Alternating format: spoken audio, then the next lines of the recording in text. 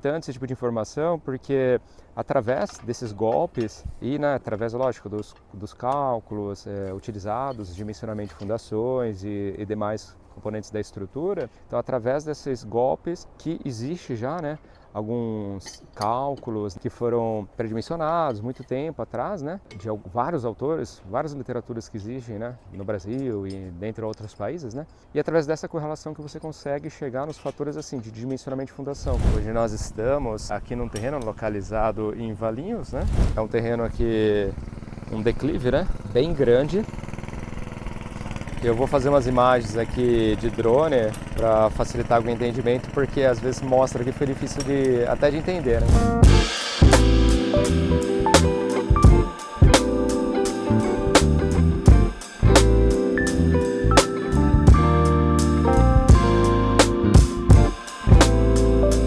Essa casa, ela é uma arquitetura bem interessante, ó.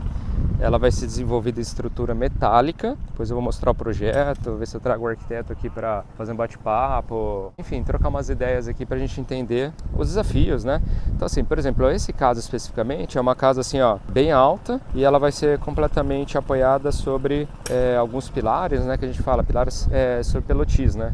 Então assim, algumas partes da estrutura metálica, elas vão ficar ali embaixo, né, e apoiando alguns poucos pilares. Então, ou seja, quando a gente tem esse tipo de situação, né, naturalmente acaba aumentando o tipo de carga, né, porque você concentra, né. A questão de projeto, né, porque o pessoal fala muito assim, residência, um pavimento, dois pavimentos ou vice-versa, né. Mas conforme você vai aumentando também o projeto, vai aumentando esses vãos e concentrando em alguns poucos pilares, como é o caso dessa residência, então tem que tomar cuidado, né. Essa casa encontrou bastante rocha no solo. Então assim, quando a gente faz o SPT, né, o nosso objetivo principal é parar a sondagem quando a gente encontra resistência do solo. Então assim, essa resistência ela pode variar com 5 metros, com 10, com 20 metros. Então a gente tenta seguir aquele critério de norma. Porém, é muito comum às vezes não chegar nem mesmo nessa profundidade e encontrar alguma rocha, né? Então, característica do solo, né? Hoje, nós fizemos aqui, começamos lá embaixo, lá no último platô, fizemos vários furos e todos pararam na profundidade de 5 metros de profundidade, né? Vai variando, né? E quando chegou aqui nessa região aqui mais em cima, dos platôs de cima, desceram também mais ou menos essa profundidade e inclusive, quando a gente começa a sondagem, a gente começa sempre na sondagem no trado, né? E o objetivo principal é esse, né? Faz no trado, escava, ou seja, perfura o solo e se encontrar água em algum momento, né, nessa altura, você inicia o processo de lavagem por circulação, que é o que basicamente a gente está vendo aqui, ó. Aquele ponto, a gente está utilizando água e não tem água no solo. Então assim, basicamente, o que aconteceu especificamente aqui nesse trecho? Cara, não consegue avançar de jeito nenhum. Quando a gente começa a sondagem, a gente começa aqui, ó, esse equipamento aqui trado, né? Vocês estão vendo aqui um monte de haste, né? Cada haste aqui 2 metros de profundidade, uma ou outra vai ter 1 metro de profundidade. Porém, isso aqui que a gente fala que é o trado concha, né? Esse é o trado concha. E, durante a execução do trabalho, um deles já até quebrou aqui, ó. Então aqui, ó, você começa a tentar perfurar, avançar, um deles quebrou aqui nesse trecho, ó. Ó, só para vocês terem uma noção, né? Durante o processo de escavação. Nesse trecho aqui a gente começou a tentar passar para ver se a gente consegue atravessar esses cascalhos aqui, ó. Tem um monte aqui, ó. Conforme a gente vai perfurando, tem uma porrada aqui, ó. Você vai ver até aqui, ó. Vai tentando atravessar essas rochas aqui, ó. Às vezes o próprio impacto, às vezes não, né? Muitas vezes não permite a gente avançar, né? Então agora, ó, a gente vai começar a bater. Então nesse momento nós estamos com 3 metros de profundidade. O operador aqui ele vai fazer a marcação, ó. Então ele pega o giz aqui, ó, ele vai dividir esses trechos aqui, ó, 15, 15, 15. Então fica até fácil aqui com uma fita isolante para facilitar aqui o entendimento, né? Ele vai riscar com o giz e agora vai iniciar o processo da batida, né? De cair os golpes da sondagem SPT, no qual aquele martelo, aquele peso, tem 65 quilos, ele vai cair a uma altura de 75 centímetros.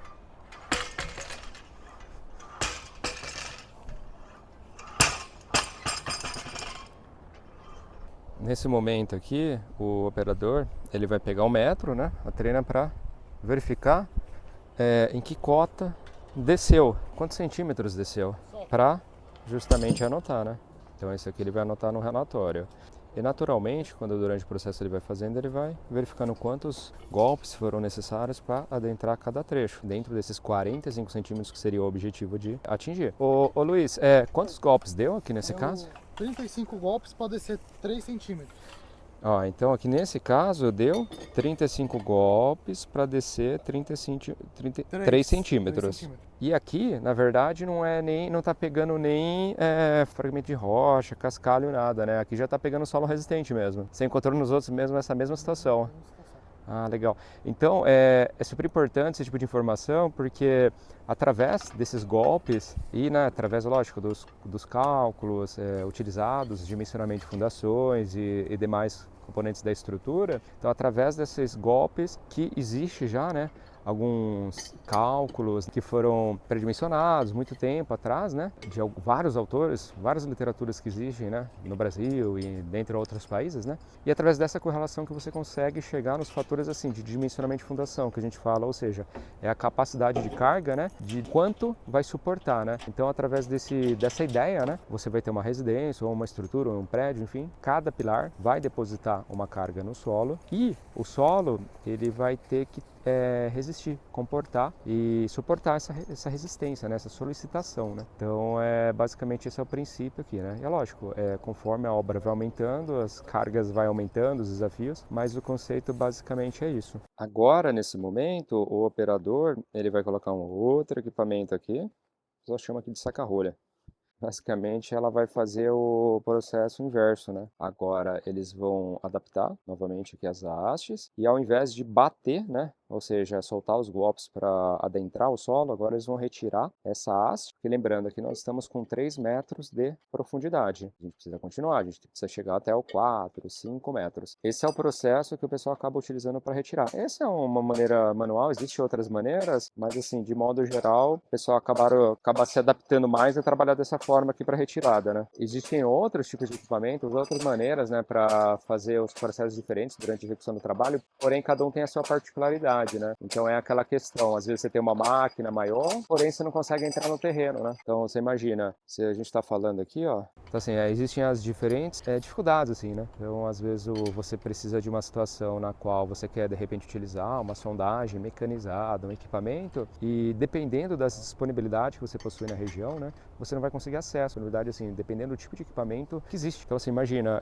a dificuldade, você tem um terreno como esse, né? Daí você tem esses vários taludes, né? E de repente você tem que fazer um ensaio, né? Lá embaixo, lá naquela cota, né? Então imagina a dificuldade para você trazer um equipamento mecanizado, automatizado numa situação como essa. Então é uma outra questão que muitas vezes o pessoal o pessoal comenta, né? Ah, equipamento mecanizado, etc. A grande dificuldade é que a gente está numa etapa preliminar, né? Vamos supor o seguinte, quando a gente fala em projeto, você vai ter diferentes etapas, né? Então, de repente, você compra o terreno, você vai ter o levantamento plano altimétrico, né? Topografia, depois você vai cair num projeto arquitetônico, enfim, tem várias etapas, né? Muitas vezes a sondagem do solo, você poderá realizar antes mesmo da escolha do terreno, né? Inclusive tem clientes que fazem a investigação antes mesmo de adquirir o lote, por quê? Às vezes eles estão em dúvida, tem um lote que gostou e o outro, porém qual que é a dificuldade que eu vou encontrar? Vou ter muita rocha, vou ter água no solo, vou ter um solo com baixa resistência, enfim. Então, diante disso, às vezes essa investigação do solo, essa SPT, acaba sendo realizada antes mesmo da aquisição do lote. Então é uma curiosidade, né? Por quê?